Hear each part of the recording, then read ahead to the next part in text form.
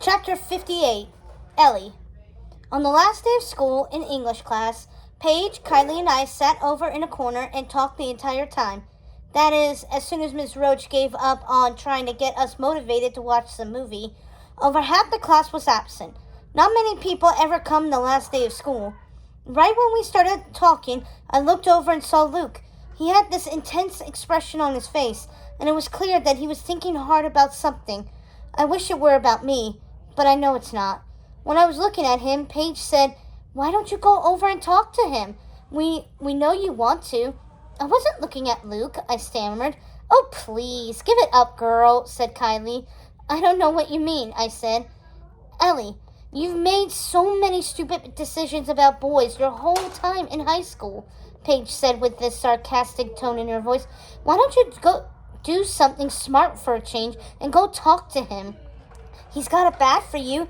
"He does not," I said. "Really? That's not what Alan has told me," Paige said. "Those two guys have been best friends for years, and Alan has told me how Luke used to rave about you when all of us were freshmen." "That was a long time ago," I said. "We all were a lot different back then." "Some things never change, though," said Kylie. "Some guys were sweet then, but we didn't realize it. Maybe it's because we wanted more flash in a guy. We'd get sucked in by their looks and their social status. We never saw the flaws those kinds of guys had. Those shy, really nice guys. They were like, that phrase, hiding in plain sight. Luke's one of those guys. One day, you'll wake up and realize you've let him slip through your fingers." "Like you let Marcus slip through your fingers," I said. "That's a little harsh," said Paige. "No, that's okay," said Kylie. "Yeah, obviously I was the one who broke up with Marcus this year. Maybe that was a mistake. Maybe not. I just needed a change. For sure, it was a mistake to have dated him for so long when we were freshmen. But there was his charm and sports superstar status. His money. It was a big deal to go out with him in 9th grade. But he really was an insufferable jerk then. This year was different. I just needed to see what else was out there. He was really the only boy I've ever dated. Paige, Alan is the only boy you've ever dated. Come on, aren't there times when you wished you dated other guys?" I was shocked by what Paige said. "Yes," she said. "Sometimes. Well, many times I do.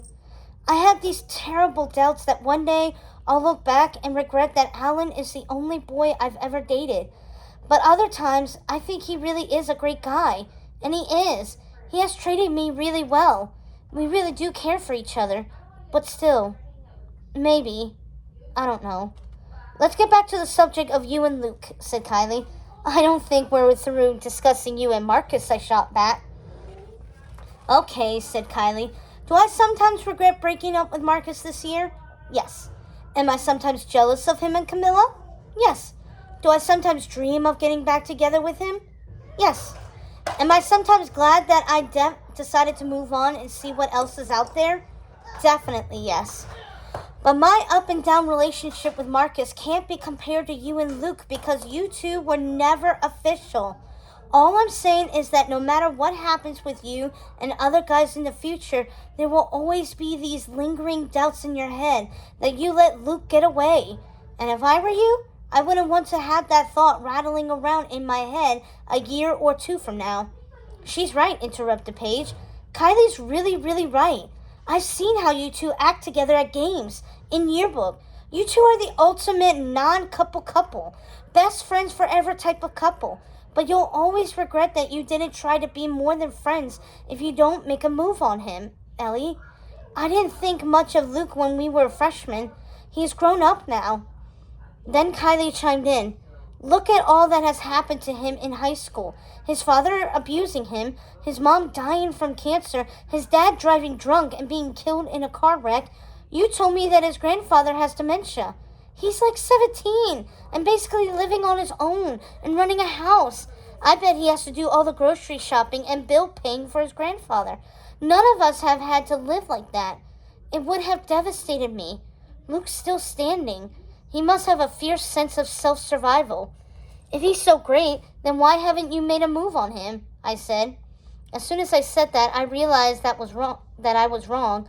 and I immediately apologized to Kylie. That's okay, said Kylie. I realized you weren't thinking when you said that.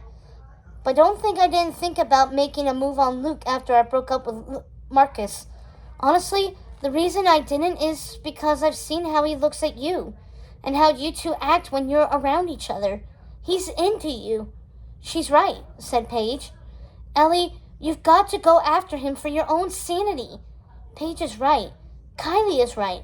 I've got to make a move on Luke, and I definitely will, either this summer or next fall, when we get back to school.